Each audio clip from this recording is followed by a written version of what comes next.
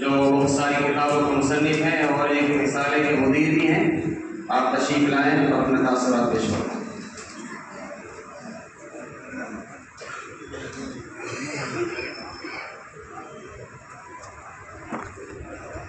میں سچ کہتا ہوں، میرے اندر ذرا بھی ہمت نہیں ہے کہ چند کلمات آپ سے کر سکوں، لیکن مجھے بڑی ندامت تھی کہ حضرت مولانا اسحاق صاحب رحمۃ اللہ علیہ کو میں کچھ بھی نہیں سکتا۔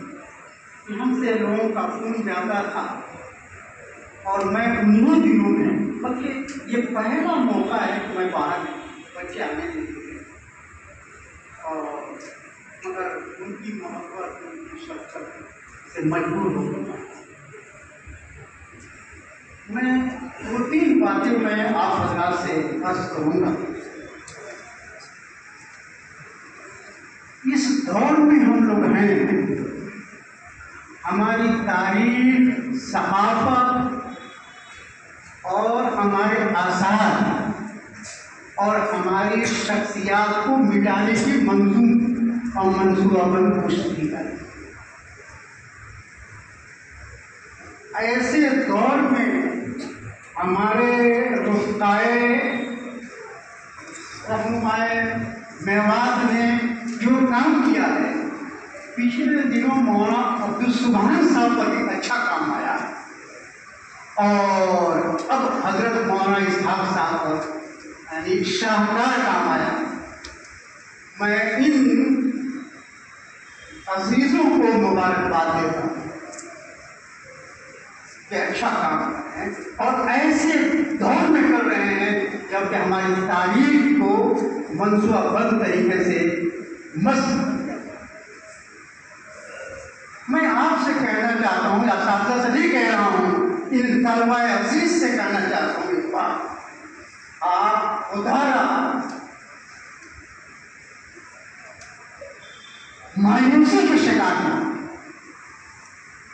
آپ کے اسلاف نے اس ملک کو آزاد کرایا ہے اور اس کی تعمیر اور ترقی میں نمایاں۔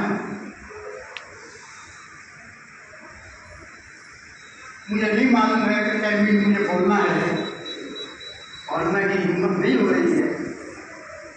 جب گاندھی جی مولانا محمد علی جوہر کی آواز پر یونیورسٹی کے لوگوں نے انگریزی کالج کو اور وہاں کے تعلیم کو بائیکاٹ کیا تھا، علی گڑھ کے طلبہ اور مختلف جگہ کے طلبہ نے بائیکاٹ کیا تھا، تو ایک اجلاس ہوا ہے کلکتہ میں۔ اس اجلاس میں گاندھی جی موجود تھے اور مولانا آزاد نے تقریر کی ہے۔ وہ تقریر کے چند جملے میں آپ کو سنانا چاہتا ہوں تاکہ احساس ہو سکے کہ اس ملک کی آزادی میں ہمارا کیا رول رہا ہے۔ مولانا آزاد نے گاندھی جی کے طرف مڑ کر کہا، باپو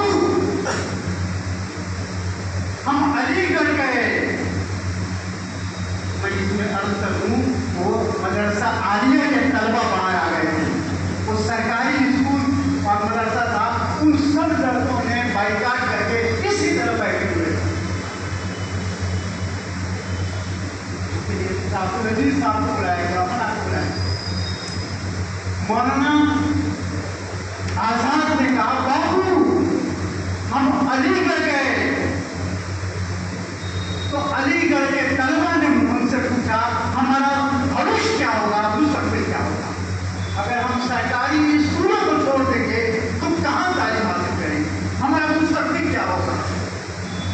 اور فلاں جگہ گئے تو فلاں جگہ کے طلبہ نے سوال کیا کالج اور یونیورسٹیوں، باپو یہ دھوپ میں بیٹھے ہوئے ہیں، سردی میں بیٹھے ہوئے ہیں، ان لوگوں نے ہم سے نہیں پوچھا کہ ہمارا مستقبل کیا ہوگا۔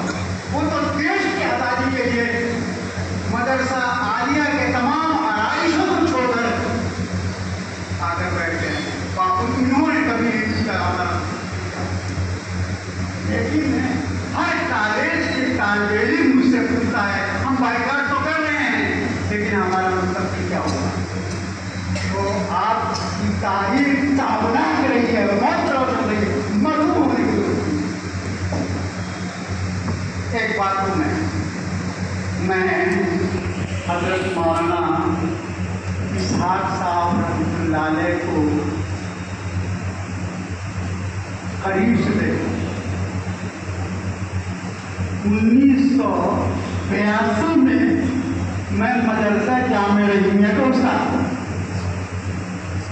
अभी ताज़ा तालीम से आया था और मेहंदिया में मैं उस्ताद हो गया।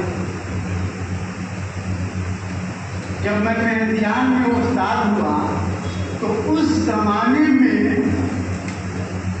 मौलाना अब्दुल करीम साहब फतापुरी वाले मतलब मौलाना जमीन साहब बैठे हुए हैं।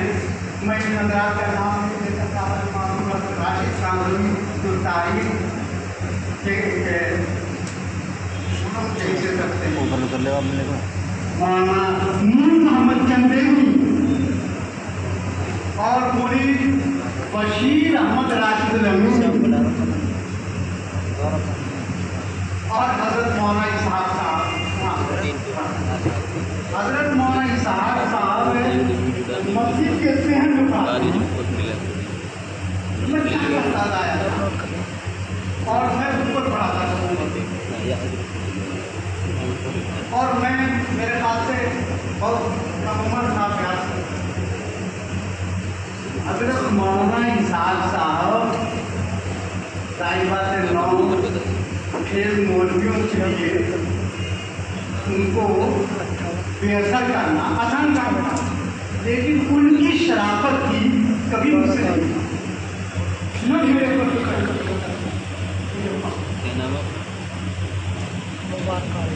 तो वो मेरे ख्याल से 1 साल या 1.5-2 साल रहे।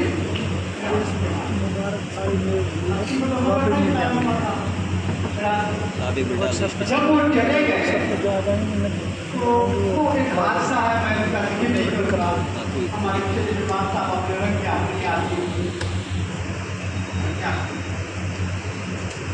चले गए और एक किताब मेरे पास हुज्जतुल्लाह वाले को पढ़ा। अब अंदाजा फरमाएं कि उस जमाने में कुछ दाखिलों से फारिग होकर अभी आया वो पढ़ा मौलाना से आखिरी मेरी बात उस वक्त हुई है। यही एक इजलास था 1857 की तहरीक आज़ादी में उलमाए हरियाणा का। अखलाकुर रहमान की वाइस साहब गवर्नर के मुँह से कहा कि इस्तेमाल करें।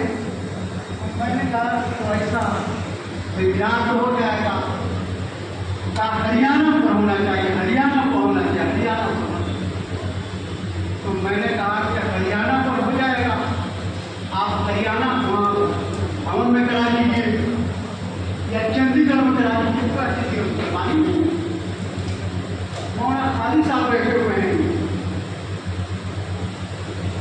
ये गए जामे मस्जिद में प्रोग्राम था।